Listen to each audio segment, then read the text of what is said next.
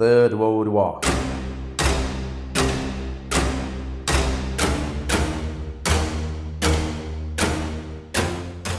An information war, a silent war, where the cowardice of the ruling elite massacre the defenseless population, where the thirst for power goes down the ultimate consequences. The world is bowing down in the face of a supposed pandemic that is ravaging several continents. The elite's plan intensifies more every day. The world enters a state of almost martial law. Collapse is inevitable and the global economy plummets. Companies close. Food shortages and lootings began in the markets and stores. South America, Brazil. The virus didn't have the same effect. The number of infected is very low, according to Brazilian health professionals. But the media shows high numbers with altered data according to the orientation of some governors in the states. Quarantine is decreed throughout the country. Several field hospitals are built in record time, waiting for thousands of infected people. Emergency resources are released to attend the demand. But the number of contaminated does not occur as expected. Governors and city mayors spent exorbitant funds on setting up screening tents, field hospitals, equipment such as respirators and masks. They ask for more funds even without necessity. President Jair Bolsonaro asks people to maintain their normal lives except for the risk group because the situation was under control. Put these people to work, preserve the elderly, preserve those who have health problems. However, the opposition and the Brazilian media are in denial and force the population to do the opposite of what the president says. The Brazilian population realizes that they are being deceived by the governors and mayors and go to protest in the streets. Several research groups also inform the population about other frauds and give tips on how to protect yourself from the virus. Why are they trying to put all the deaths like coronavirus? Because in the epidemic phase insurers don't pay? They don't have no obligation to pay life insurance? So for that reason, and deaths, actually all deaths from now on, have to be blamed as coronavirus, because insurers will not pay for life insurance. The life insurance scam. The federal government once again asked the governors not to proceed with the quarantine, as there were not as many infected as expected.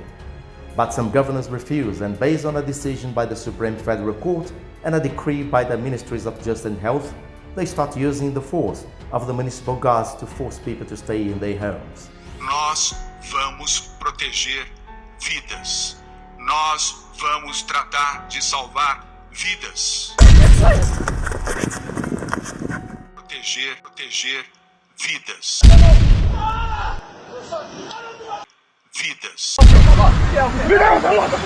The federal government and Brazilian businessmen do not want to stop the economy. The opposition imposes a fine and imprisonment of merchants. Some governors claim to protect the people, but they do the opposite. 2 ministers are dismissed for betraying the fatherland. Luiz Henrique Mandetta, former Minister of Health. Sergio Moro, former Minister of Justice and Public Security. He used to be considered a hero for arresting corrupt politicians. And now he's seen as a traitor, an ally of the politicians who stole from the Brazilian nation.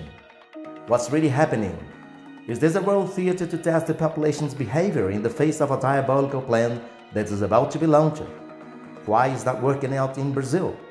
According to my investigation, for 3 reasons. First, because in Brazil there is a lot of sun that stimulates the production of vitamin D, which is very important for health. Secondly, because it has extensive foods, fruits and vegetables, some non-existent in other countries, which also help to maintain the immunity of Brazilians at a considerable level. Thirdly, because the federal government acted quickly with the production of chloroquine in the Army's laboratory to combat the very few cases that emerged, in addition to several others such as NAC, zinc and ivermectin, and the Brazilian coffee that has a substance from the xanthine family. Nations accuse China of manufacturing and launching biological weapons to decimate the population and bring down the global economy. The Chinese ignore the accusations and continue their lives as if nothing had happened. Now the problem in Brazil is no longer the virus, but the information war and counter-information, with a confused population and not knowing who to believe.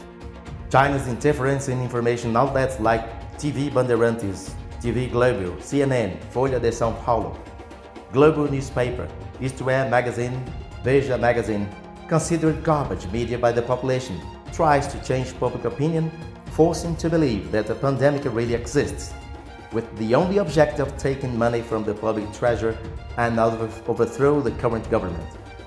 The population now wants the creation of a new system. Several groups come out ahead to help the population generate new jobs and stimulate the economy with social currencies and cryptocurrencies.